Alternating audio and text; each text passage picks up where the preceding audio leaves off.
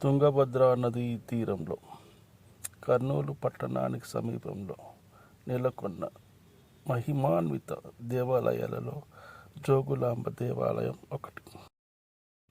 తెలంగాణలో ప్రసిద్ధ పుణ్యక్షేత్రాలలో ఒకటి. అష్టాదశ పీఠాలలో ఒకటి. అత్యంత పురాతనమైన దేవాలయాలలో ఒకటి. శక్తిపీఠాలలో 5వది. తురుష్కుల దండయాత్రలో ధ్వంసమైన దేవాలయాలలో ఒకటి. ఆనవాళ్ళు లేకుండా పోయిన అమ్మవారి దేవాలయాన్ని కొత్తగా నిర్మించి అమ్మవారిని ప్రతిష్ఠించారు.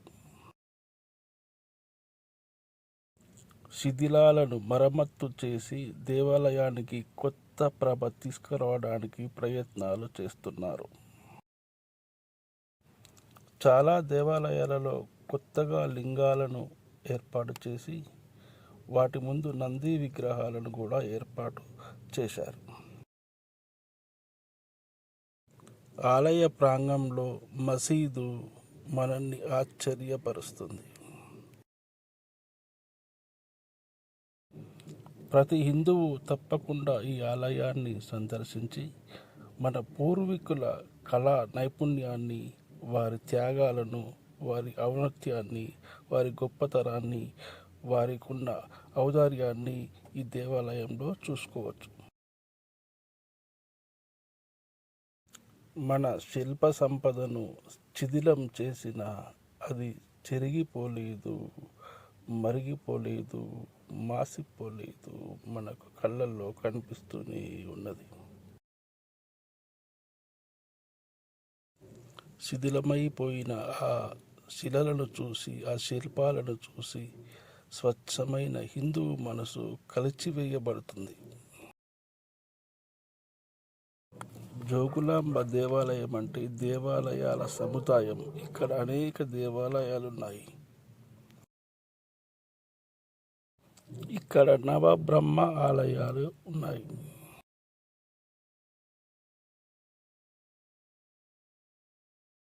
బాలబ్రహ్మేశ్వర స్వామి ఆలయము, కుమార బ్రహ్మ ఆలయము, అర్క బ్రహ్మ ఆలయము, వీరబ్రహ్మ ఆలయము, విశ్వబ్రహ్మ ఆలయము, గరుడ బ్రహ్మ ఆలయము, స్వర్గ బ్రహ్మ ఆలయము, పద్మ బ్రహ్మ ఆలయము, తారక బ్రహ్మ ఆలయం.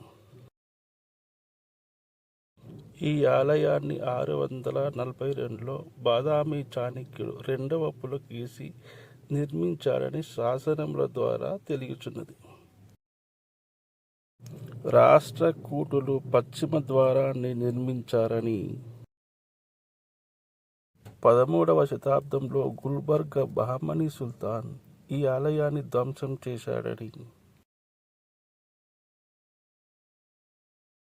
ఈ ఆలయం పూర్తిగా రాతి కట్టడం.